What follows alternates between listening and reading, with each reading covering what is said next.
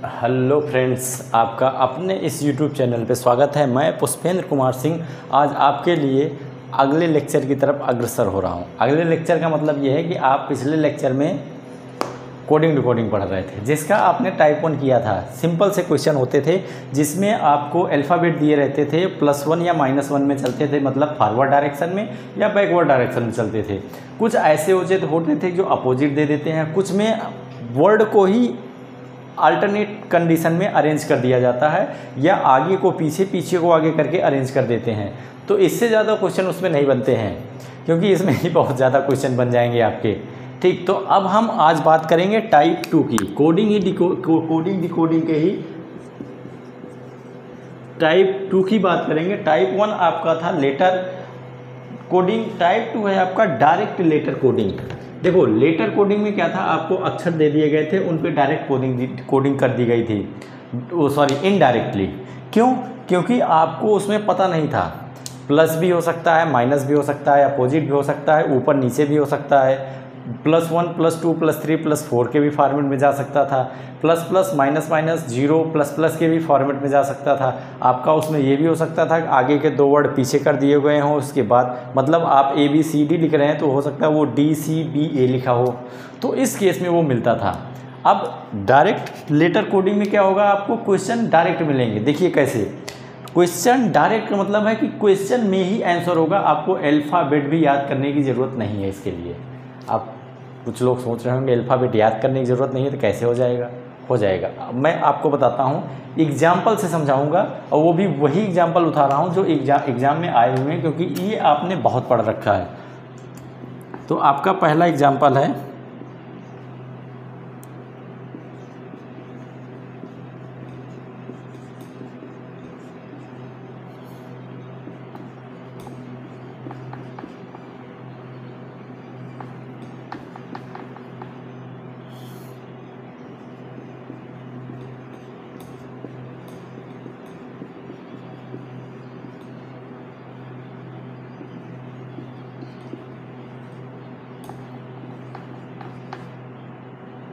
Question देखते जाइए और आप ट्राई करिए कि क्वेश्चन हो जाए, क्योंकि क्वेश्चन सिंपल है, आप यही कर रहे हैं बराबर।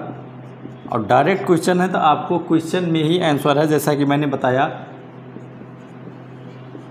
कि इसके लिए आपको अल्फ़ाबेट भी याद करने की ज़रूरत नहीं है। आप देखिए इसमें करना क्या है, गिवन है 2 कोड आपको, और इस कोड को आपको फाइंड आउट करना है। अब गिवन कोड का मतलब है कि जहाँ पे भी आपको ये दिख जाए 2 कोड दिया गया है, तो सबसे पहले आप अपने इस ऊपर वाले हिस्से में लाइएगा कि क्वेश्चन में ही आंसर छिपा है। हालांकि क्वेश्चन में ही आंसर सब में छिपा रहता है, लेकिन इनमें उसी में छिपा है, आपको अलग से कुछ नहीं करना है। जैसे अदर में क्या था, आपको अल्फ़ाबेट लिखने पड़ते थे, याद रहने पड़ते थे, उसमें आपको देखना पड़ता था +1 -1 अगर आगे है कि पीछे है, फ्रंट पे है, बैक साइड है, या +1 +2 +3 के फॉर्म में है, स्क्वायर के फॉर्म में है। तो यहाँ आपको वो भी नहीं देखना है, केवल ये देखना है किस अक्षर को किससे डिफाइन किया गया है। जैसे इसमें P है तो P को इन्होंने B लिख दिया, A को D लिख दिया, R को F लिख दिया, E को G लिख दिया, N को G लिख दिया। इस टाइप से इसमें भी है। अब क्या करेंगे, आप इन वर्ड को ढूंढिए कि इनमें कहाँ है। ठीक है, अब जैसे R है, R आपका ये दिख रहा है और आपका ये दिख रहा है, ठीक, दोनों में है। अब दोनों की कोडिंग देखिए, तीसरे पे है तो F हो जाएगा, यहाँ पे आपका 1 2 3 4 5 6 पे है तो ये हो जाएगा। मतलब R की कोडिंग क्या है, R की कोडिंग F है। डायरेक्ट बोला था मैं, डायरेक्ट मिलेगा। इसी तरह से आप E देखिए, E यहाँ भी है, E यहाँ भी है। इस केस में E को G डिफाइन किया गया, यहाँ भी G डिफाइन किया गया है, आपका E G आ गया। P देखिए, चिल्ड्रन में कहीं भी P नहीं दिख रहा, आपको केवल P यहाँ पे दिख रहा है। P को B से डिनोट किया गया है, B आ गया। देन आप R पे आ जाइए, अगेन सेम वर्ड आ जाएगा I। अब I देखिए, इसमें कहीं भी I नहीं दिख रहा है आपको। इस वाले टर्म में थर्ड डिजिट I है, तो इस केस में थर्ड डिजिट क्या है, यहाँ पे X है। अगला N है, N आपका यहाँ भी है, यहाँ भी है, मतलब लास्ट से सेकंड है तो N को J से डिफाइन किया गया। यहाँ पे लास्ट है तो ये भी आपका J ही है, J से डिफाइन किया गया है। ठीक है, इसके बाद T है, T को K से डिफाइन कर दिया गया है। तो ये आपका आंसर मिल गया। जैसा नाम वैसा काम, कहा नहीं गया है? कुछ लोगों के नाम उनके काम पे सूट करते हैं कि जैसा नाम होता है वो वैसा ही काम करते हैं, उससे हट के कुछ नहीं करते हैं। तो टाइप 2 में सेम कंडीशन है, डायरेक्ट लेटर कोडिंग इसी में दिया गया, आपको उठा के डायरेक्ट करना रहेगा, आपको कुछ नहीं करना है। सबसे सिंपल क्वेश्चन माना जाता है ये। अगर आप ये भी गलत कर दे रहे हैं तो कोई मतलब नहीं बनता है आपकी तैयारी करने का। ठीक, तो डायरेक्ट कोडिंग है, जहाँ पे आपको दिख जाए कि 2 दिए गए हैं तो वहाँ पे आप कोडिंग डायरेक्ट कर दीजिए, आप कुछ मत सोचिए। ठीक है, तो आप डायरेक्ट उठा के देख लीजिए कौन से अक्षर कहाँ पे गिवन है, उसी के अकॉर्डिंग आप उसमें कोडिंग कर दीजिए। इसी का एक क्वेश्चन और लिखिए।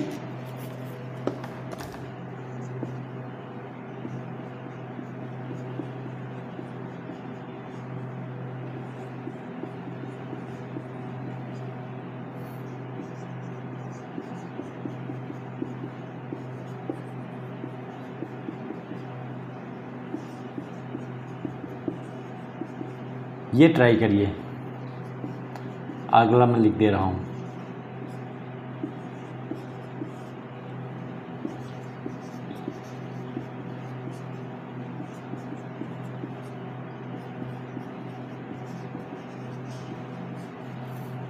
ठीक है, मैं सारे क्वेश्चन एक साथ ले रहा हूँ, 3-4 क्वेश्चन, ताकि आपको समझ में जल्दी आ जाए, क्योंकि ये सिंपल क्वेश्चन है, इसमें बहुत ज़्यादा कुछ आपको नहीं करना है कि जिसमें मैं बहुत ज़्यादा टाइम आपको दूँ। जितने भी लिख रहा हूँ दिख रहा है? हाँ ठीक, इसको आप करते भी चलिए। करते चलने का मतलब ये है, अगर आप साथ ही साथ कर लेंगे तो आपको पैटर्न पता लग जाएगा और क्वेश्चन करने का तरीका पता लग जाएगा। तो आप कभी भी रहेंगे, क्वेश्चन पढ़ते पढ़ते आपको आंसर भी पता लग जाएगा कि आपको उसमें एटलीस्ट करना क्या है। चलिए, ये मैंने 3 क्वेश्चन लिख दिया है, तीनों को वीडियो पॉज करिए और ट्राई करिए, आराम से हो जाएंगे। जैसा कि मैंने बताया डायरेक्ट है, इसी में आपके आंसर छिपे हुए हैं, उसके अलावा आंसर कहीं नहीं है। तो अब देखिए सेकंड क्वेश्चन में क्या कह रहा है कि FIRE, नॉर्मली फायर पढ़ा जाता है, fire is given at QHOE code, move is written as ZMWE code. तो over is written at which code, कि ओवर को आप किस कोड से डिफाइंड करोगे। अब देखिए यहाँ पे ध्यान से देखिएगा, FIRE डिफाइन किया गया, QHOE 4 डिजिट यहाँ भी है, 4 डिजिट यहाँ भी है, मतलब सबकी कोडिंग सिंपल है।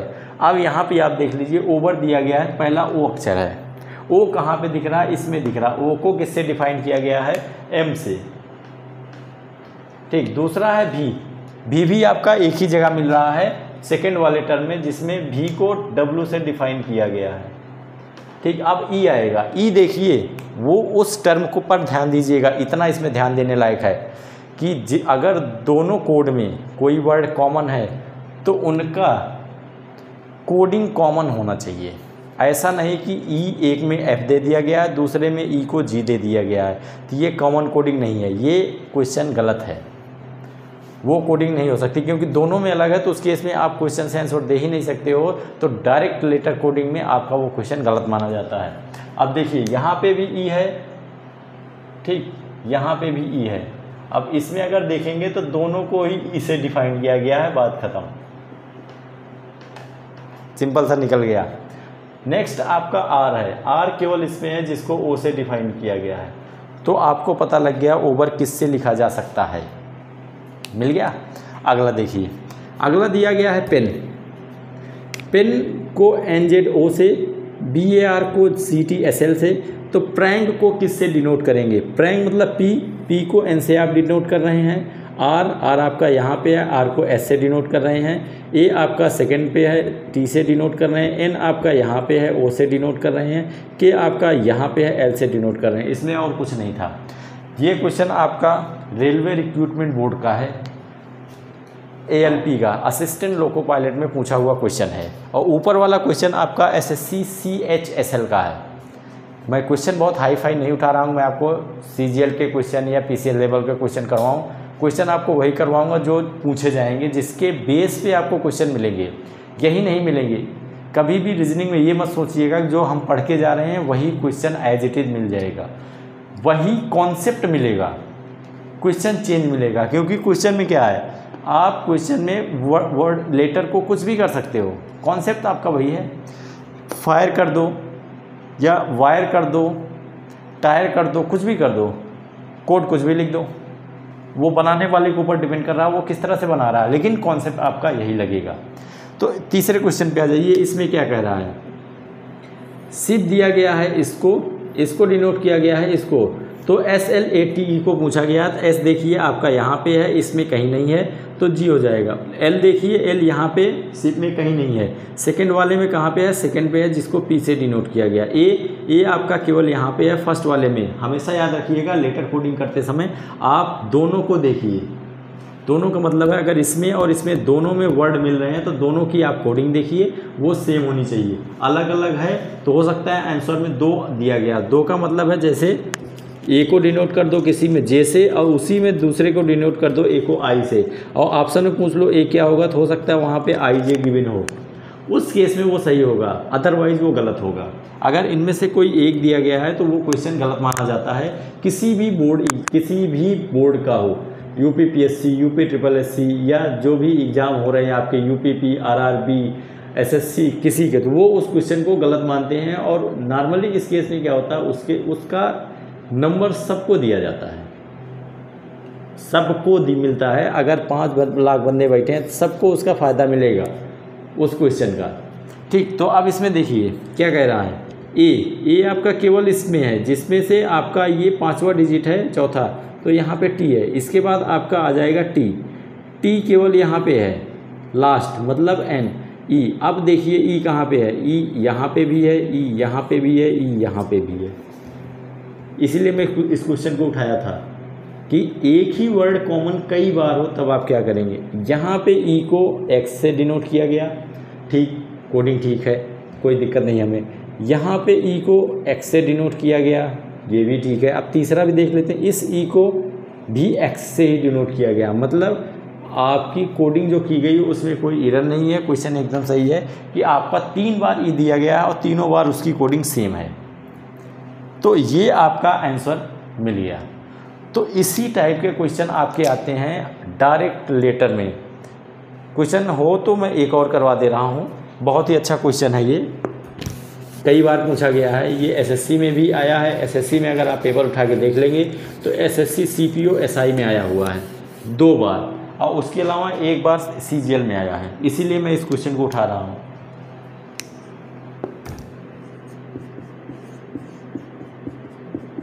STOVE,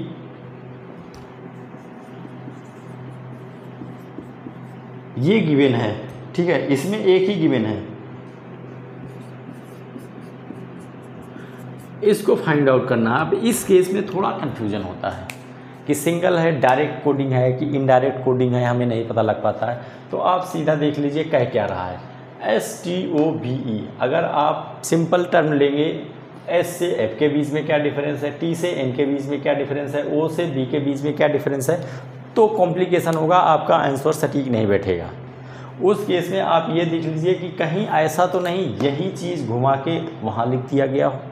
जैसे देखिए VOTES, उसी अक्षर को इन्होंने घुमा के दे दिया, मतलब जो कोड दिए हैं वही कोड इन्होंने डिकोड करने के लिए भी दे दिया है। बस क्या किया है, कोडिंग में जो अल्फ़ाबेट सीरीज़ है उस अल्फ़ाबेट सीरीज़ को इन्होंने आगे पीछे कर दिया, मतलब वे तोड़ दिया। या ये कह सकते हैं कि ABCD जो शुरू मैंने बताया था कि ABCD का जो गलत तरीका होता है वो आपका नंबर सीरीज या एनालॉजी में आता है, कि आप उसको उसमें जो वे चलता है A से Z तक का उसको तोड़ दीजिए, उसमें गैप दे दीजिए, उसको अधूरा कर दीजिए, ब्रेक कर दीजिए, स्क्वायर के फॉर्म में कर दीजिए, एक को उठा के Z पे कर दीजिए, तो वो बिगड़ा हुआ जो स्वरूप होता है वो आपका इसमें आता है।